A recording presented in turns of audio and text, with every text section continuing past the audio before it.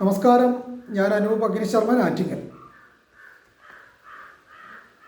പൂർവജന്മ കർമ്മങ്ങളിൽ ഈ മരണസംബന്ധമായ കാര്യങ്ങളിൽ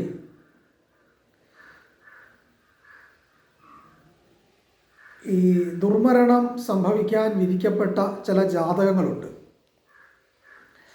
ഇത് നമ്മുടെ മുന്നോറുകളായിരിക്കുന്ന ആൾക്കാർ, അല്ലെങ്കിൽ പണ്ടത്തെ ഋഷി തുല്യന്മാരായിരിക്കുന്ന ആൾക്കാർ, ഋഷീശ്വരന്മാർ, ഈ ശാസ്ത്രത്തെ കണ്ടെത്തിയ ആളുകൾ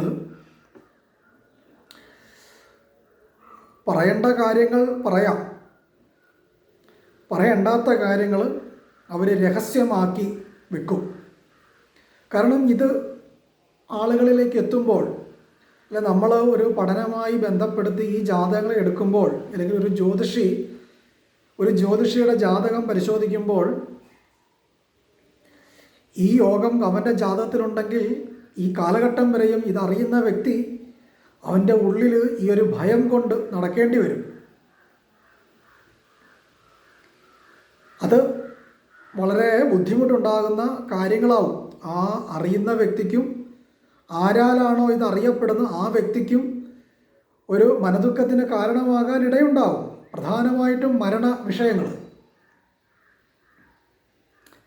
അതുകൊണ്ട് തന്നെ പൂർവികരായിരിക്കുന്ന ഋഷീശ്വരന്മാർ ഇത് മനസ്സും ബുദ്ധിയും ചിന്തയും ഒക്കെ തന്നെ ഈ ശാസ്ത്രത്തെ പൂർണ്ണമായും അർപ്പണ മനോഭാവത്തോടു കൂടിയും ഈ തത്വചിന്തകളെപ്പറ്റിയും ഈ പ്രപഞ്ച നിയമങ്ങളെപ്പറ്റിയും ആത്മാവ് എന്ന് പറയുന്നത് എന്താണ് എന്നും അതിന് നാശമില്ല എന്നും ഒക്കെ തിരിച്ചറിയാൻ പ്രാപ്തിയുള്ള ഉത്തമരായിരിക്കുന്ന ദൃഢനിശ്ചയമുള്ള മനഃശക്തിയുള്ള ആളുകൾക്കായിരുന്നു പണ്ട് ജ്യോതിശാസ്ത്രങ്ങൾ ഉപദേശിച്ചു കൊടുത്തിട്ടുണ്ട്. അത് നമുക്ക് എടുത്തു നോക്കി അറിയാം. പണ്ടൊക്കെ എന്ന് പറഞ്ഞാലായിട്ട് ഒരു ജ്യോതിഷി ഒരു ദേശത്ത് 1-2 പേരെ കാണുള്ളൂ. കാരണം ഈ ശാസ്ത്രത്തിൻ്റെ വ്യാപ്തി എന്ന് പറയുന്നത് വളരെ ബഹുലമാണ്. നല്ല ബുദ്ധിയും ശക്തിയും കൂർമ്മശക്തിയും കൂർമ്മബുദ്ധിയും ഒക്കെ ഉണ്ടാവണം. ഗണിതത്തിൽ അതീവമായ കഴിവുണ്ടായിരിക്കണം. അങ്ങനെയുള്ള ആളുകളായിരുന്നു പഴയ ജ്യോതിഷികൾ. അന്ന് ദേശത്ത് വളരെ ചുരുക്കം പേര് മാത്രമേ ജ്യോതിശാസ്ത്രം കൈകാര്യം ചെയ്തിരുന്നുള്ളൂ. ഇന്ന് അത് മാറി. അപ്പോൾ പണ്ടത്തെ ജ്യോതിഷികൾ, അല്ലെങ്കിൽ ആ ഋഷി തുല്യന്മാരായിരിക്കുന്ന ആൾക്കാർ പല ഇന്ന് സമൂഹത്തിൽ കാണുന്ന ഈ പുസ്തകങ്ങളിൽ ഉള്ളത് മാത്രമല്ല ജ്യോതിഷം, രഹസ്യമാക്കി വെച്ച ഒരുപാട് നിയമങ്ങളുണ്ട്. അപ്പോൾ അന്നത്തെ ജ്യോതിഷികൾ മറ്റു ആളുകൾക്ക് പറഞ്ഞു കൊടുക്കുമ്പോൾ അതിൻ്റെ കണ്ടൻ്റായിരിക്കുന്ന കാര്യങ്ങൾ അവർ പുറത്ത് വിട്ടിട്ടുണ്ടാവില്ല. അത് അവരുടെ പാരമ്പര്യത്തിലോ അല്ലെ അവരുടെ മക്കൾക്ക് അത് ഉപയോഗപ്പെടണം എന്ന്, അല്ലെങ്കിൽ ഒരു സ്വാർത്ഥത അന്നത്തെ ആൾക്കാർക്കുണ്ടായിരുന്നു തന്നെ കൂട്ടാം. അപ്പോൾ അതുകൊണ്ട് രഹസ്യമായിരിക്കുന്ന പല കാര്യങ്ങളും ഇന്നും സമൂഹത്തിലേക്ക് എത്തിയിട്ടില്ല. ഇവിടെ പ്രതിപാദിച്ചത് എന്തെന്ന് ചോദിച്ചാൽ, മൃത്യുദോഷകർമ്മങ്ങളിൽ പല നിയമങ്ങളിൽ ഒരു പ്രധാനപ്പെട്ട ഒരു നിയമം ശാസ്ത്രം പറഞ്ഞിരിക്കുന്നത്, മൃത്യുദോഷ ഖഡ്ഗത്തിൽ അഷ്ടവേ ഭാവനാദേജ സ്ഥിതം ലഗ്ന സംസ്ഥയോ മൃത്യുദോഷേരി ശസ്ത്രാസ്ത്രേ ചിന്യം ഹാനി പുമാൻ പുര. അതായത് അഷ്ടമാധിപനായ ഗ്രഹം സ്ഥിതം ലഗ്ന സംസ്ഥയോ ലഗ്നഭാവത്തിൽ നിന്നുകൊണ്ടാൽ മൃത്യുദോഷേ അരിശസ്ത്രാസ്ത്രേ മൃത്യുദോഷം ഭവിക്കാം. അരിശസ്ത്രാസ്ത്രേ, അരി എന്ന് പറഞ്ഞാൽ ശത്രുവിൻ്റെ അസ്ത്രം കൊണ്ട്, അല്ലെങ്കിൽ ശത്രുവിൻ്റെ ആയുധം കൊണ്ട് ചിന്യം ഹാനി പുമാൻ പുര, പുമാനായിരിക്കുന്ന വ്യക്തിക്ക് മരണം ഭവിക്കാം. അപ്പോൾ ഒരു ജാതകത്തിൽ ശുഭനായിരുന്നാലും പാപനായിരുന്നാലും ലഗ്നത്തിൻ്റെ അഷ്ടമാധിപനായ ഗ്രഹം ലഗ്നഭാവത്തിൽ നിന്നാൽ ആ ജാതകൻ അജ്ഞാതനാകുന്ന ഒരു വ്യക്തിയാൽ മരണപ്പെടാൻ കാരണമാകാം. അങ്ങനെ പല ഉദാഹരണങ്ങൾ എടുക്കാം. ഇപ്പോൾ അജ്ഞാതനായ കാരണത്താൽ മരണപ്പെടാമെന്ന് പറഞ്ഞാൽ, നമ്മളിപ്പോൾ വണ്ടി ഓടിച്ചുകൊണ്ട് പോകുന്നു, ഒരു വണ്ടി നമ്മളെ കൊണ്ടുവന്ന് ഇടിപ്പിക്കുന്നു. ആ ഇടിപ്പിച്ച ആളാരാണെന്ന് നമ്മൾ അറിയുന്നില്ല, അത് അജ്ഞാതനാണ്. നമ്മളുടെ വീട്ടിലൊരു മോഷണം നടക്കാൻ സാഹചര്യമുണ്ടായി, നമ്മൾ പെട്ടെന്ന് അത് കണ്ടിട്ട് അയാളെ കയറി പിടിച്ചു. അയാളുടെ കയ്യിൽ നിന്ന് ആയുധം എടുത്ത് നമ്മളെ ഉപദ്രവിച്ച് നമ്മൾ മരണപ്പെട്ടു പോകാം. അജ്ഞാതനാൽ മരണപ്പെട്ടതാ. ഇപ്പം സമൂഹത്തിൽ അറിയരുതോ, ഒരുപാട് പീഡനങ്ങൾ, റെയിൽവേ പോകുമ്പോൾ സംഭവിക്കുന്ന കാര്യങ്ങൾ, വണ്ടിയെ പോകുമ്പോൾ സംഭവിക്കുന്ന കാര്യങ്ങൾ, ഇതൊക്കെ അജ്ഞാതന്മാരാലായി നമുക്ക് അനുഭവപ്പെടാവുന്ന ദോഷങ്ങളാണ്.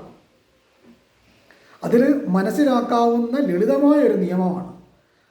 ഇപ്പം സാധാരണ അസ്ട്രോളജിയിൽ പറയുന്നുണ്ട് അഷ്ടമാധിപൻ ലഗ്നത്തിൽ നിന്നാൽ ദീർഘായുസ്സിനെ കൊടുക്കുമെന്ന്. അത് തെറ്റാണ്. അഷ്ടമാധിപൻ ലഗ്നത്തിൽ നിന്നാൽ അജ്ഞാതനാൽ മരണപ്പെടാൻ യോഗത്തെ ചിന്തിക്കണം. ഉദാഹരണങ്ങൾ എടുക്കാം. ഉദാഹരണങ്ങൾ നമ്മുടെ മഹാത്മാഗാന്ധിയെ തന്നെ എടുക്കാം.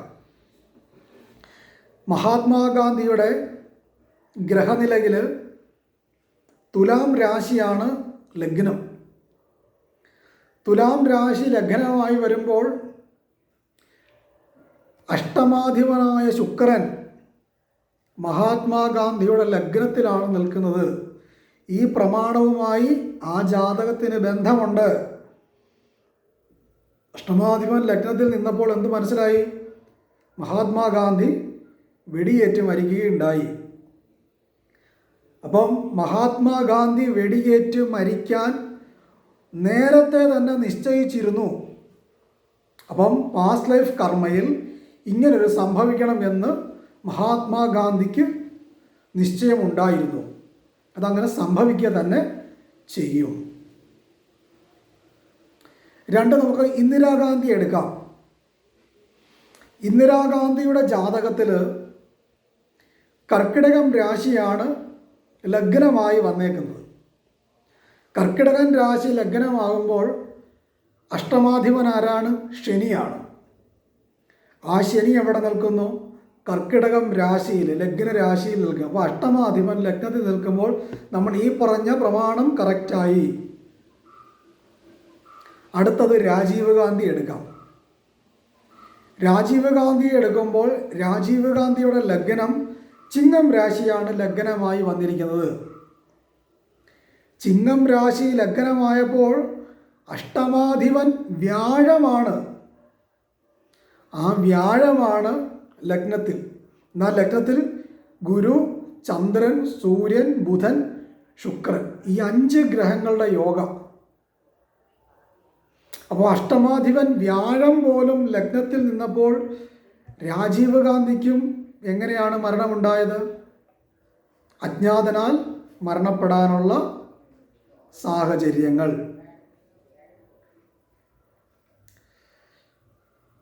നമ്മുടെ വേറെ ഒരു എബ്രഹാം ലിങ്കൺ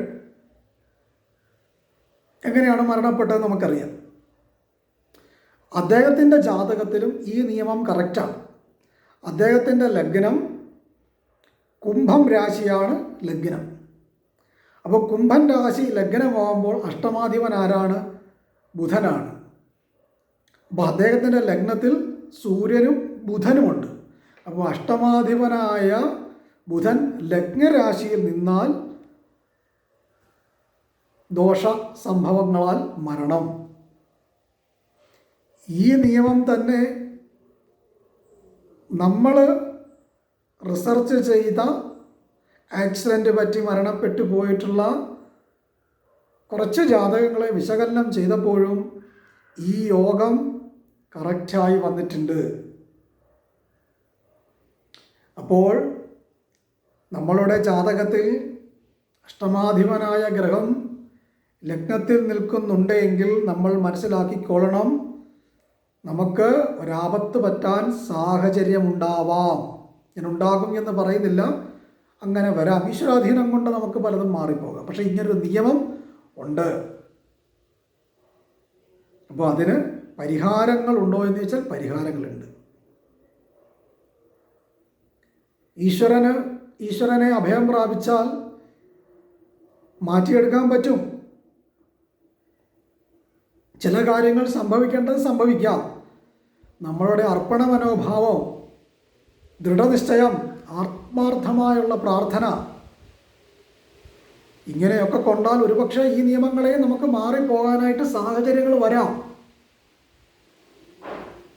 18 വയസ്സ് വരെ ജീവിതമുണ്ടായിരുന്ന മാർക്കണ്ഡേയനെ ചിരഞ്ജീവിയാക്കി മാറ്റിയ മഹാദേവൻ്റെ ശക്തിയുള്ള നാടാണിത്, ഭാരതം. അപ്പോൾ മാറ്റിമറിക്കാൻ പറ്റാത്തതായി ഒന്നും ഉണ്ടാവില്ല.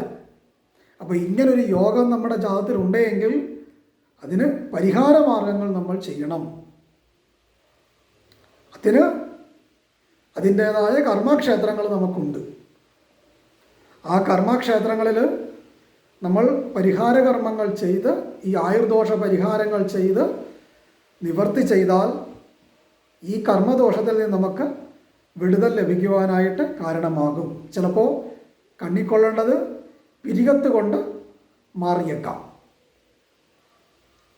അപ്പം നമ്മളൊരു ജാതകം പരിശോധിക്കുമ്പോൾ അഷ്ടമാധിപനായിരിക്കുന്ന ഗ്രഹം ലഗ്നത്തിലുണ്ട് എങ്കിൽ ആ ജാതകരോട് പറയണം, ശിവക്ഷേത്ര ദർശനങ്ങളും മൃത്യുഞ്ജയ മന്ത്രം, പൂജ, വഴിപാട് കാര്യങ്ങൾ, ഭാഗവത പാരായണം, പുണ്യ തീർത്ഥസ്നാനങ്ങൾ, ദാനധർമ്മങ്ങൾ, ഇതൊക്കെ ചെയ്യുവാൻ പറഞ്ഞ് ആ ആത്മാവിനെ ഈ കർമ്മത്തിൽ നിന്നും മാറ്റിക്കൊടുക്കുവാനായിട്ട് നമുക്ക് സാധിക്കും.